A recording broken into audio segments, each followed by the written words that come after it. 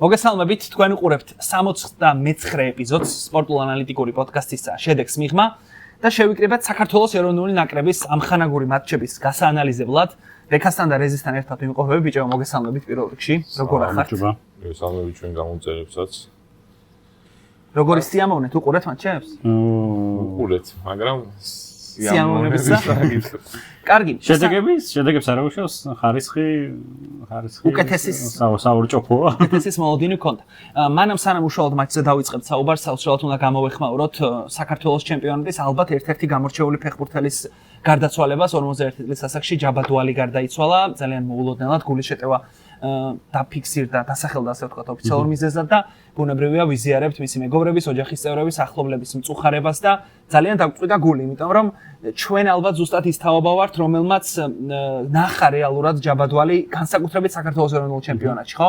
ზესტაფონი იყო ერთ-ერთი გამორჩეული გუნდი, რაღაცა 2010 წლიანებისა, როდესაც ისევე როგორც ევროტურნირებზე მშვენივრად გამოვიდა, საქართველოს ჩემპიონატში კარგად იყო და შემდეგ ჯაბა დინამო თბილისში გადავიდა და იქაც ძალიან კარგი შედეგები ჰქონდა და მოკლედ ნამდვილად ძალიან დაგვწყვიტა გული თითოეულ ჩვენგანს.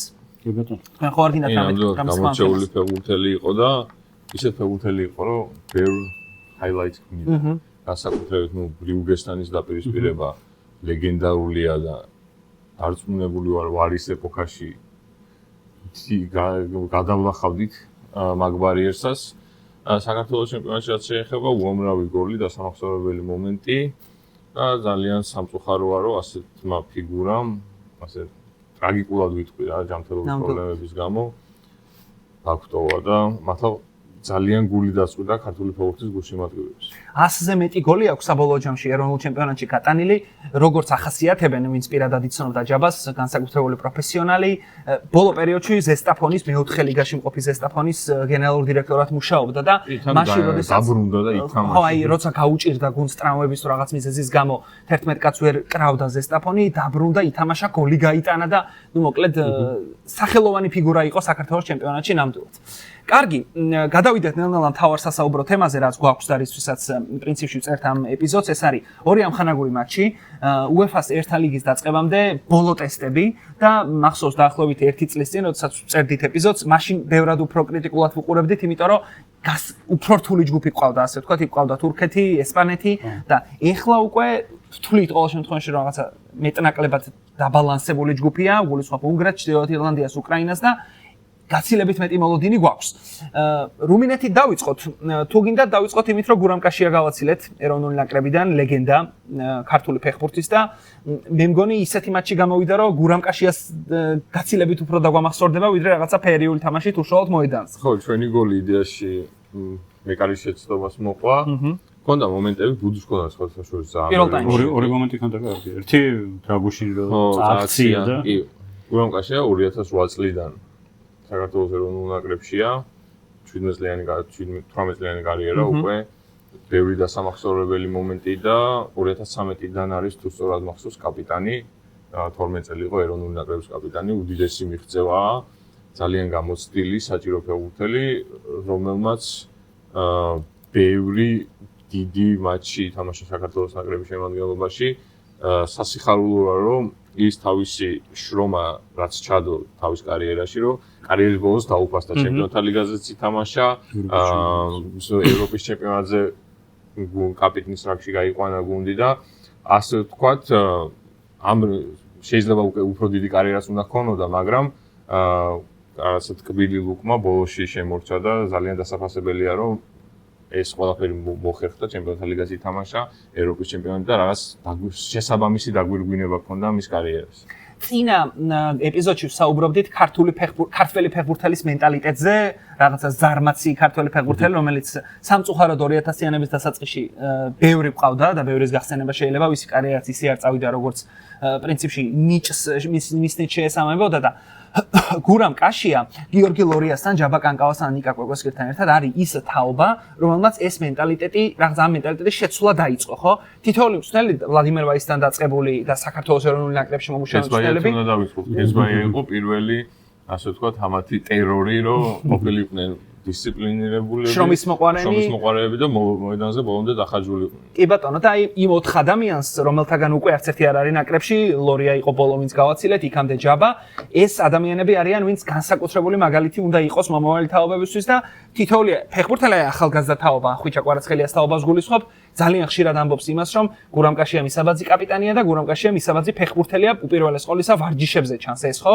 როდესაც გაათმაგებულად მიუხედავად მისი გამოცდილებისა ვარჯიშობს, იმიტომ რომ ხარისხი გადათარგმნოს შემდეგ იმაში და მე მახსოვს გიორგი ლორია როდესაც გავაცილეთ ნაკრებიდან ჩვენ მომავდით რომ ლორია იყო ფეხბურთელი რომელმაც ის პრობლემატური პოზიცია რაც ჰქონდა მეკარეობის თითქოს შეცვალა და აი რაღაცა სტაბილურობა მოუტანა ნაკრებს კარში და იგივე იყო გურამ კაშიას შემთხვევაში რა როცა კაშო დადგა დაცვის ცენტრში ეს გამოცდილებასთან ერთად მოირგო კაპიტნის როლიც შემდეგ უკვე ჩვენი დაცვის თამაში უფრო მეტად დასტაბილურდა ნუ ხა მენტალურადაც მნიშვნელოვანია რომ ერთ-ერთი ნუ შეიძლება ერთ-ერთი იშვიათი იმ გუნდიდან რომელიც არ გატყდა იმ მაკედონიასთან დასანანი მარცხის შემდეგ, როდესაც ვერ გავედით ევროპის ჩემპიონატზე და შემდეგ მაინც მოახერხა და ბევრმა იმ გუნდიდან შემდეგ ვეღარ აწყო, ვეღარ განაგრძო კარიერა ვერც საკლუბო დონეზე დიდად და ვერც სანაკრებო დონეზე. კაშია დარჩა. ის არ დაგავიწყოს რომ საკლუბო კარიერაში კაშიამ ვიტესი ითამაშა.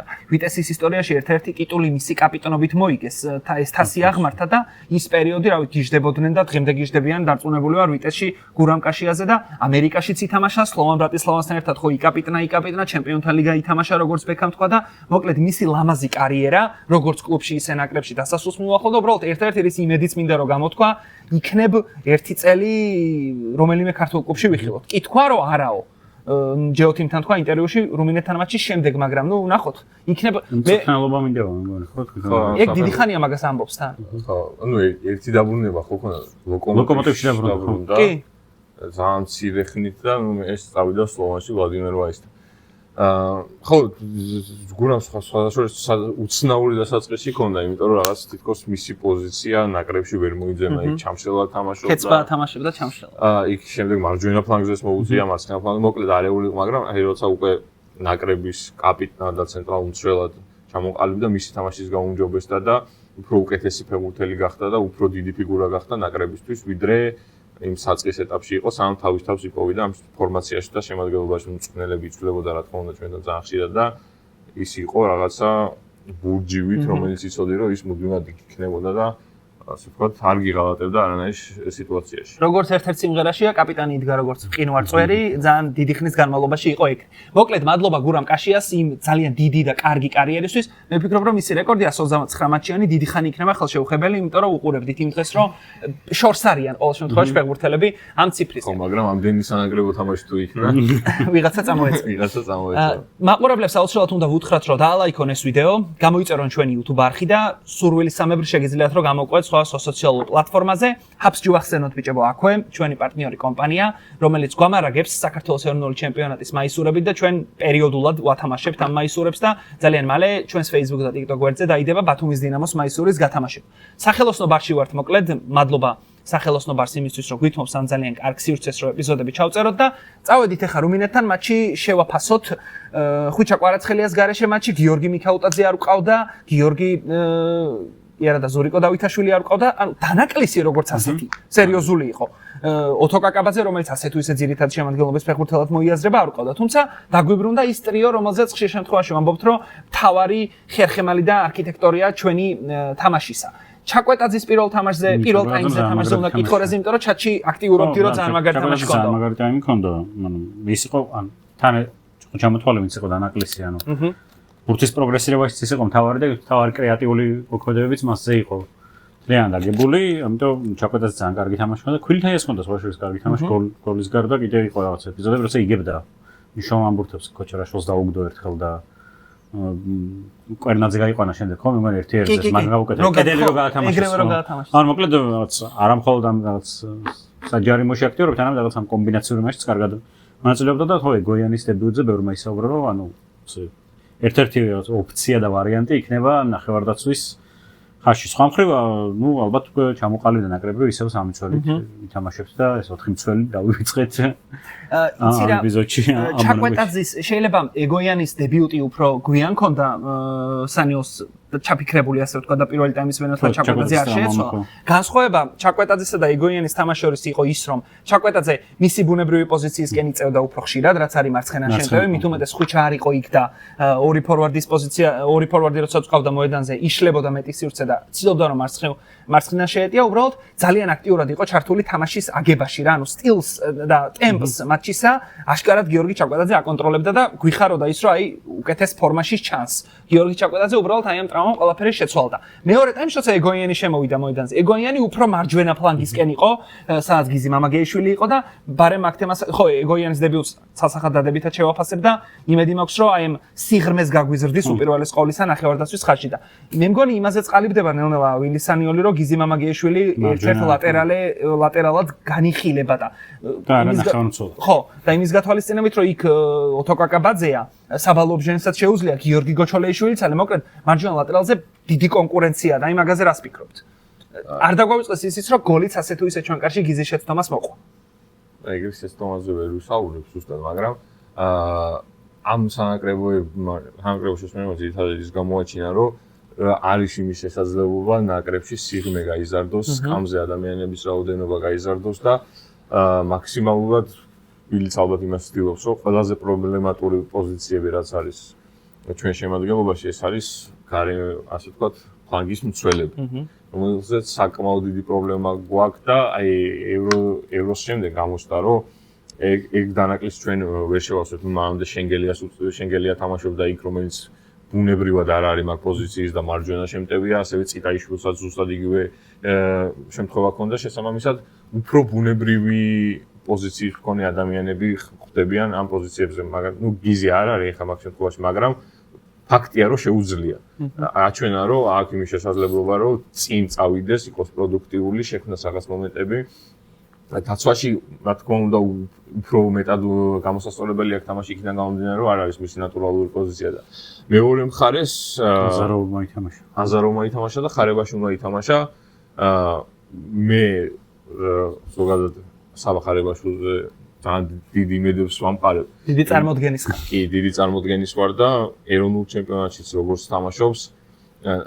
მე ეხლა ჩვენ რაც თამაშებზე დავდივართ, მე მისი ჩაგდებული თამაში არ მახსენდება სიმართლე გითხრათ, იმიტომ რომ წინ და უკან ერთნაირად პროდუქტიულია, აი მატჩის მომენტებში, მატჩის აი გადამწყვეტ მომენტებში ძალიან მნიშვნელოვანი აი რო აკეთებს, რომ თავის ფლანგიდან ჩამოდის მარცხენა საპირისპირო ფლანგის შეტევის ნაწილში ერთვება და ჩარბენებს აკეთებს შეაკურთის საჯარიმოში, ძალიან პროდუქტიულია და ეთყობა, რომ საფეხბურთო IQ-ც მაღალი აქვს და ბევრი შესაძლებლობა აქვს და განსაკუთრებით იმიტომ მიხარია, რომ აი ბასაკშეჰირში როცა წავა უკვე და უფრო მეტ გამოცდილებას დააგროვებს, ძალიან საინტერესო იქნება ჩვენი მარცხენა ფლანგის შეტევის ნაწილი ყვარასთან ერთად როგორ აეწყობიან და თუ კარგად აეწყობიან, ძალიან დიდი ხნით გვექნება ეს პრობლემა მოგვარებული, იმიტომ რომ თუნდაც პესეში ძალიან ხედავთ, რომ მარცხენა ფლანგის შეტევაში ჩართვა და მარცხენა ვინგერთან ერთად კარგი კონტრიბუციის შექმნა ძალიან შედეგის მომტანია და გაჩვენებს, რომ ბევრი გოლის გატანა შეიძლება მაგ პოზიციიდან. შესაბამისად, მე ამის ძალიან მეიმედება და იმედი მაქვს, რომ სწორად განვითარდება თურქეთშიც და ნაკრებში არაერთ კარგ თამაშს ჩაატარებს. ეროვნულ ჩემპიონატზე ჩვენი სიარულით ბექა ისიც დავინახეთ, რომ მაგალითად ირაკლი აზაროვისგან განსხვავებით, საბა ხარებაშვილს აქვს ის თვისებაც, რომ მას შეუძლია არა მხოლოდ ესე პოზიციურად მხოლოდ მარცხენა მცველი იყოს, არამედ განსაკუთრებით ხუთცველიან ტაქტიკაში მოედნის ცენტრში შემოიწიოს. რაც ცალსახად დადებით კონტექსტში უნდა განვიხილოთ, იმიტომ რომ ამას შეუძლია რომ მეტობა შექმნას მოედნის შუაში და ხვიჩას მეტი გაუთავისუფლოს მარცხენა ფლანგიდან. დარწმუნებული ვარ, რომ კონკურენცია უფრო მეტი იქნება, იმიტომ რომ არ დაგვაუწყდეს, რომ ვილისანიოლი ხშირ შემთხვევაში მარცხენა მცველად მაღალ ფეხბურთელებს იყენებდა ხოლმე და ეხლა როცა უკვე იქ აზაროვი უკეთესი იყო და გამოიძახა რაც კარგია, პლუს საბა ხარებაშვილი დავამატოთ, ლუკა ლოჩოშვილსაც შეიძლება განვიხილავდეთ მაგ პოზიციაზე. მოკლედ, ძალიან დიდი იმედებით ვართ საბას მიმართ, მიდის ძალიან კარგ ჩემპიონატში, ხა 17-18 წლის ფეხბურთელისთვის, მე ვფიქრობ, რომ ბასაკშეჰირი ძალიან კარგი გუნდია და იმედია, რომ მისი კარიერა ისე აეწყობა, როგორც ჩვენ გვინდა. კიდევ ერთი საკითხი, რომელსაც მინდა შევეხო, არის გიორგი ქოჩორაშვილის თამაში. ცუდი სეზონის შემდეგ რეალურად, ჩავარდნილი სეზონის შემდეგ ქოჩორას ეტყობოდა, რომ მოწადინებული იყო რომ მოედანზე ყოფილიყო. 90 წუთი ითამაშა რუმინეთთან, 70 წუთი ითამაშა ბაჰრეინთან და ნუ ბუნებრივია ქოჩორას ჭირდება სათამაშო პრაქტიკა და ფორმა უნდა დაიბრუნოს. ეგ თვითონაც თქვა სვათაშორის. ქოჩორასთან მამარდაშვილს უნდა დაიბრუნოს. ეგ იყო მეორე რეზი, რასაც ვამბობ. ცუდი თამაში კი, უნდა რა. კოჩორაზე უბრალოდ იმას დავამატებ, რომ რაც რუმინეთთან თამაში რაღაცა განსხვავებულ სტილში უნახეთ, სანამ ეგოიანი შემოვიდოდა მოედანზე, კოჩორა უფრო ახლოს იყო მეტოქის კართან. ანუ თითქოს საყრდენ ზონას უფრო მოცილებული იყო და დარტყმებიც ჰქონდა. თუ გახსოვთ, რამდენიმე მომენტი იყო ერთ-ერთი სხვა შორის კვილთაიამ რომ დაუგდოდა. აი მამარდას თემა როდესაც ეროვნული ნაკრების მწვრთნელი ამბობს, რომ მამარდა ან ნებისმიერმა მეკარემ განსაკუთრებით მომავალ სეზონში უნდა იპოვოს ისეთი გუნდი, სადაც ექნება სათამაშო სტაბილური სათამაშო დრო, ეს რაღაცა მინიშნება უდიდესი ფარული კრიტიკა. აი ზუსტად და მინიშნება რომ შეიძლება დაკარგო. სხვა დადგეს კარში ხო? ზუსტად და პირდაპირ ვთქვათ, გიორგი მამარდაშვილს პირველ ტაიმში განსაკუთრებით ქონდა ორი ძალიან ცუდი გამოსვლა და ერთი ცარიელი კარდინალო ჩომ გამოიტანა და აი ის თავდაჯერებულობა, რომელიც მამარდას ქონდა განსაკუთრებით ევრო 2024-მდე და შემდეგ იმ პერიოდში, რაც პრინციპს სანამ საადარიგო დასკამზე აღმოჩნდებოდა ლივერპულში, ფაქტია რომ დაკარგულია და მაგაზე ძალიან ნერვიულობ დარწმუნებული ვარ ჩვენი მაყურებლებიც. ძალიან უცნაურია ასეთი რადიკალური ჩავარდნა მეკარის კარიერაში განსაკუთრებით, გასაგებია რომ უდიდესი კონკურენტი ყავს და არ უწევდა ძირითადში თამაში, თუმცა მეორე მეკარის ყოლობაზე ბევრი თამაში. მეორე მეკარის ყოლობაზე საკმაოდ ბევრი დრო გაატარა მოედანზე ლივერპულის შემადგენლობაში და საინტერესოა, ალბათ რა თქმა უნდა ამ ყველაფერს მიზეზი აქვს რაღაცა მისი ჩავარდნის. საინტერესოა ამ მიზეზებზე ოდესმე თუ გახდება ცნობილი, მაგრამ მეკარის ყოლობაზე მეკარი არის მოდი ვთქვათ რომ უმეტესწილად თავის თამაში არის დამოკიდებული და თავის თავზე არის დამოკიდებული. ანუ გუნდთან ხო არ აქვს ისეთი მიმანა რომ რაღაც გუნდის შედეგები და რაღაც. ნუ რა თქმა უნდა თუ დაცვა არ ვარ და ყველა გახსნილი სიტუაციიდან დაგიწყეს რომ მეკარე იქ ვერაფერს ვერ იზამს, მაგრამ აშკარა არის რომ სამწუხაროდ მამარდა უშვებს აი რა ვიცი გოლის ეპიზოდის შემქმნელ შეცდომებს.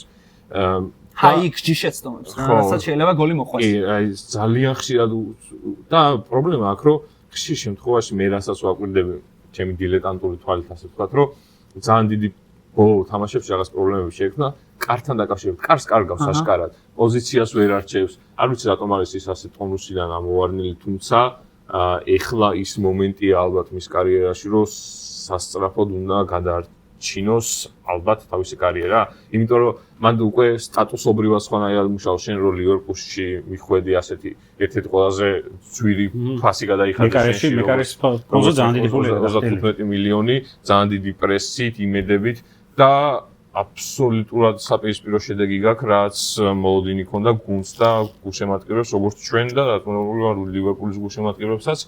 ასე რომ რაღაც გასაღები უნდა მოიპოვოს, იმიტომ რომ ყველაზე ცუდ შემთხვევაში, გვინახავს, რომ აი რაღაცა ერთი ფეხის დაცდენა და ერთი ამოვარდნა შემდეგ როგორ იწევს კარიერის დაღმასვლას და ჩვენ ძალიან გვეიმედება მამარდასი რომ ეს არ მოხდება და გვეყოლება ის სტაბილური და მაღალი დონის მეკარე, რომელიც ჩვენ ვიხილეთ ევროზე, ევროს ესარჩევში და შემდეგაც. იმის შემდეგ, იმ წუთიდან როცა ვალენსიაში ის დადგა პირველად, იმის შემდეგ სულ აღმასვლა, სულ პროგრესი ჰქონდა და ლივერპულში გადასვლის შემდეგ აი ეს ყველაფერი რადიკალურად შეიცვალა სამწუხაროდ. რეზი რა მინდა იცი რომ გითხო, ჩვენ სხვა შორის ამ პოდკასტში არც ერთხელ არ გვითხოვს რომ ლივერპულმა მწვრთნელი გამოიცვალა. სლოტი გაუშვეს, ზუსტად წინა ეპიზოდი რო ჩავწერეთ, მე მგონი მას შემდეგ მოხდა ეგ ფაქტი და ეხლა უკვე ახალი მწვრთნელი ყავს და ქართულ პრესაში ბევრი იწერებოდა იმის შესახებ, რომ აი სლოტთან რაღაცა სხვა თავდაჯერებულობა ჰქონდა და ეხლა ირაოლასთან შეიძლება სხვა თავდაჯერებულობა შეიძინოს, მაგრამ ნახე ახლა ამ კუთხით შევხედოთ. მაინც ერთ მომენტში რაღაც ვარიანტი შეიძლება ირაოლა მისთვის კარგი იყოს, რა ესპანელი არის ეს ერთი და ბორმუჩი ხომ უნდა გადასულიყო. ნუ იწერებოდა კი. ხო, ან იწერებოდა, ანუ ერთი სეზონი ქონდა ეთამაშა და ვალენსიაში. თვითონ თქვა უარიო ხო? თითქმის გადასულიყო ბორმუჩი, უბრალოდ თვითონ თქვა უარი და მაშინაც ირაოლას უნდა და რომ დაემატებინა. უბრალოდ მე ბექარ რა შეკითხვავს ამიცი, ნახე, ერთია ირაოლა როგორც ბორმუთის მწვრთნელი და მეორეა როგორც ლივერპულის მწვრთნელი. შენ როცა მიდიხარ ლივერპულში, ეს არის ფაქტია, რომ ირაოლას კარიერაში უდიდესი ნაბიჯი აღმასვლისკენ, რომ ლივერპულის მწვრთნელი გახდა და როდესაც შენ ყავს ალისონი ვარიანტად, რომელსაც ხელმძღვანელობა გეუბნება, რომ ჩვენ შეგვიძლია ის შევინარჩუნოთ და ნუ კონტრაქტი გაფორმდა ფაქტია, შეინარჩუნეს.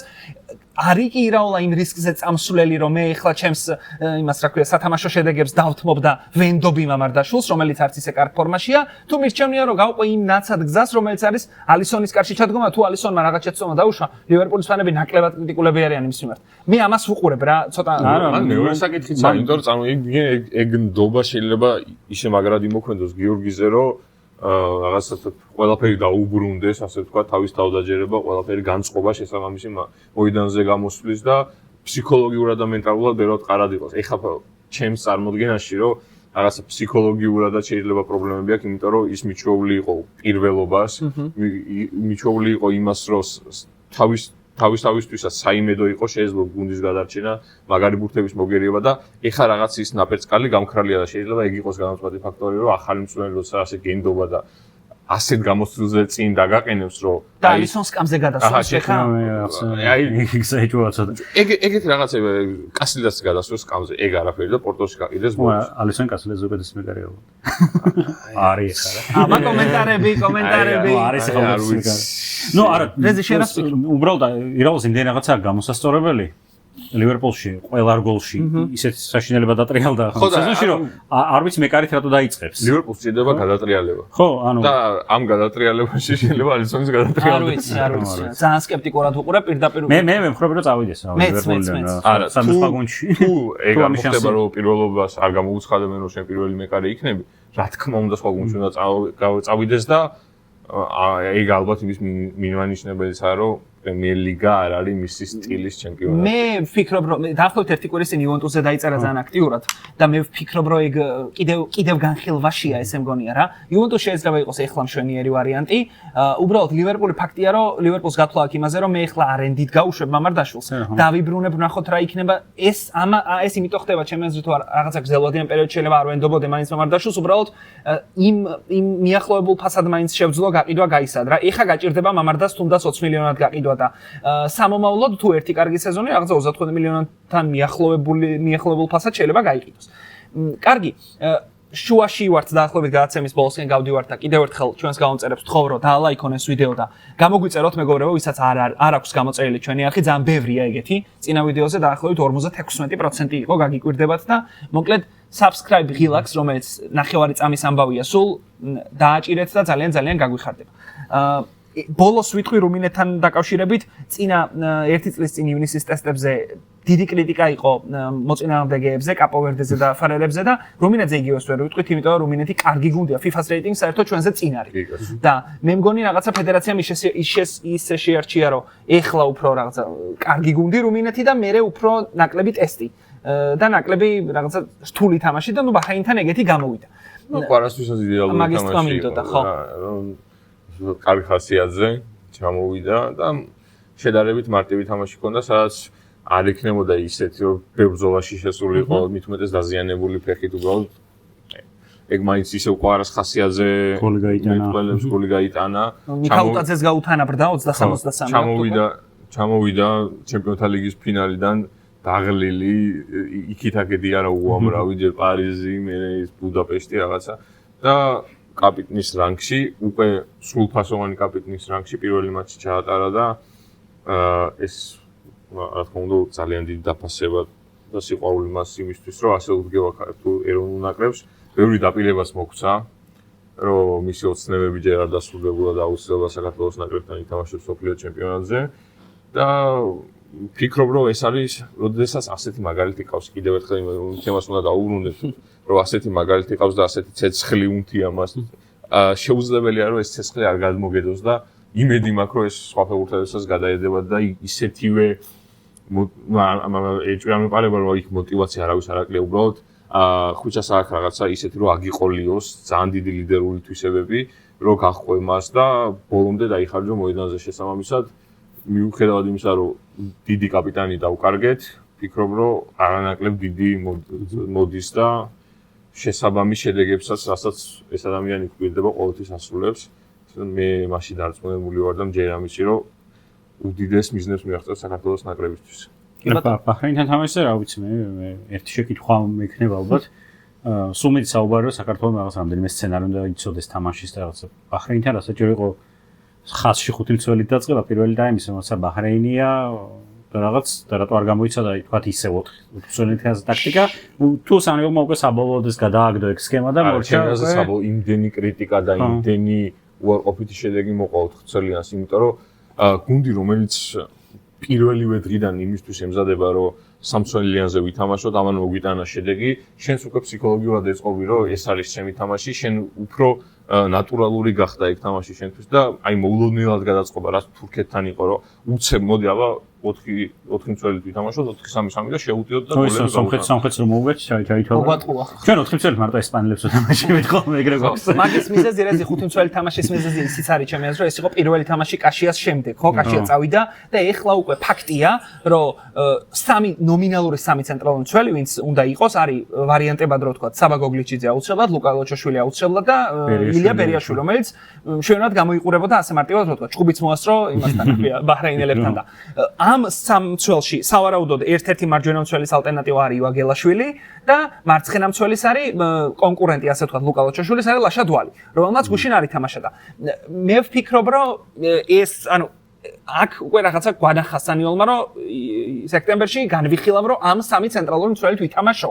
ნუ თამაშზე იმის თქმა შეიძლება რომ ბურთის უჩვენ მქონდა ბაჰრეინის სისუსტიდან გამომდინარე, ეს ბაჰრეინელები ყველა პოზიციიდან აწვდიდნენ საჯარიმოში და საჯის ხელს უწყობდა, იმიტომ რომ ყველაფერზე ჯარიმა დასტვინა ლამის და ერთადერთი შეკითხვა მაქვს მე და თქვენ საზრსაც მოვისმენ დიდი სიამოვნებით, ასეთ მატჩებში ბაჰრეინის მსგავს მატჩებში თუ არ ვენდობით ეროვნული ლიგის ერთ-ერთ საუკეთესო ფეხბურთელს გიორგი არაბიძეს, სხვა როდის უნდა ვენდოთ? ან მაშინ როგორც თავმჯდომარემა ვინიცანიელმა ხომ არ უნდა გითხრას რომ მე არასდროს არ გამოვიძახებ გიორგი არაბიძეს ნაკრებში. ანუ უბრალოდ მე მაინტერესებს ქართველმა ფეხბურთელმა რომელიც სადაც არ თამაშობს დედამიწის ზურგზე თუ ასე ითამაშა როგორც არაბიძე თამაშობს. იმას არ ვითხოვ რომ რაღაცა ესპანეთთან ძირითადში დავაყენოთ. ბაჰრეინთან თუ არ ვცდით არაბიძეს, ნიშნავს ეს იმას, რომ გიორგი არაბიძის კარი სამუდამოდ დაკეტილია ეროვნულ ნაკრებში და რა ვიცი 20 გოლი რო გაიტანოს სეზონში და 20 ასისტი გააკეთოს და ქუთაისის ტორპედო მარტო გააჩემპიონოს და ევროპაზე რა ქვია კონფერენს ლიგაზე შეიყვანოს, მაინც არ გამოვიძახებთ. ამას ნიშნავს სამუდამოდ ალბათ არაფერი არ ვთქვათ, მაგრამ ნუ ეგრე ჩანს. ნუ როგორც აქამდე ჩანს, ვილის სანიოლიოს საქართველოს ნაკრებში ყოფნისგან გამომდინარე, სანამ ვილი იქნება ალბათ ნაკრებში, გიორგი არაბიძეს შანსი არ აქვს, იმიტომ რომ ბევრი ისეთი მომენტი იყო, სადაც შეიძლებოდა ამის გატესტვა, როგორც თვითონ ეძახის რა რაღაც ექსპერიმენტებს ატარებს და ეძებს რაღაცას. შეიძლებოდა, რა თქმა უნდა, ამ შემთხვევაშიც არაფერი არ დაშავდებოდა მისი გამოძახებით, მაგრამ როგორც ჩანს, არის ალბათ თვითონ ფეხბურთელს და მწვრთნელს შორისაც არის ალბათ ეგ კომუნიკაცია, რომ არაბიძე სანიოლის გუნდში უთამაშიოდეს მე? არა. მე არაბიძე ვლადიმერ ვაისის შემდეგ არ არის ნაკრებში. ვლადიმერ ხო არა, ამ ხანაგურის შემდეგ რაღაც ამ ხანაგურები იყო მე. ლატვიასთან მგონი ჯარიმა რო გაიტანა, აი მაგის მე რაც მახსენდება სიმართლე გითხრა ნაკრებში და შესაბამისად ალბათ შედგა რაღაც კომუნიკაცია, იმიტომ რომ აქამდე ძალიან ძინვარებდა ხო ეს თემა ძალიან აქტუალური იყო და განსაკუთრებით ევროს წინ. ეხლა საერთოდ აღარ აქტუალური. ალბათ არის ის რომ მე ყავს ეს ფეხბურთელები, რომელსაც ვენდობი, მე ასეთ ფეხბურთელები მჭირდება და ასეთ ფეხბურთელი გუნდში არ მჭირდება. მე მყავს ალბათ ერთი ყვარა, ეს მინდა და შეუძლებელი არ გინდოდეს. არაბის ადგილი როგორც ჩანს არ ვიცი რა კრიტერიუმებით აფასებს, მაგრამ ფაქტია რომ ვისთანაც მთელი ეს პერიოდია მოდის, უჩემნია ისე ვის ფეხბურთელები ყავდეს, ვიდრე ახალი დაამატოს. ეს მისი გადაწყვეტილება რას ეფუძნება და რა მიზეზები აქვს და შესაბამისად რა ლოგიკით მოხდა ეს ყველაფერი. რა თქმა უნდა ჩვენთვის უცნობია და საეჭვოა რომ გავიგოთ. თუმცა ამჯერად რომ რაღაც კომუნიკაცია არ იყო მათ შორის და რაღაც ყველა გადაწყვეტილება არ შეთანხმდა და არასდროს ფეხბურთელს არ ვიცი. თუ ეს ასე არ მოხდა ძალიან საწყოა. ძალიან ცუდია, ხო, იმიტომ რომ საქართველოს ჩემპიონატიდან რაც უფრო მეტი ფეხბურთელი იქნება, ცალსახად მივესალმებით ამას, შეიძლება არ იყოს კონკრეტულ შეკრებაზე, მაგრამ განიხილებოდეს მაინც. მაგალითად, ლადო მამუჩაშვილი განიხილება ნაკრების წევრად. მიუხედავად იმისა, რომ ამ შეკრებაზე არ იყო. ეხლა მე ეჭვი არ მეპარება, რომ მამუჩაშვილი ფიქრობს, რომ რაღაცა სექტემბრამდე პერიოდი უნდა ჩავატარო ძალიან კარგად, ევროტურნირების შესარჩევზე ვიყო კარგი და სექტემბერში მიწვევას მივიღებ. მიუხედავად იმისა, რომ მამუჩაშვილი შეიძლება ძირითადი წევრად არ განიხილებოდეს ეროვნულ ნაკრებში რა. ეს მინდოდა უბრალოდ მეთქვა. წავედით მე თავარია ეს ექსპერიმენტები და ცდები უკვე ოფიციალურ მატჩში როგორ გადაითარგმნება და საბოლოოდ რა სისტემას შექმნის ვილი ამ ყველა იმიტომ რომ ძალიან დიდი ხანია ოფიციალურ თამაში აგვითამაშა მატჩის შემდეგ იქაც ორი ამხანაგური იყო აქაც ორი ამხანაგური პირველი ძალიან მნიშვნელოვანი და მძიმე მატჩი იქნება მით უმეტეს მაყურებლის გარეშე ჩრდილოეთ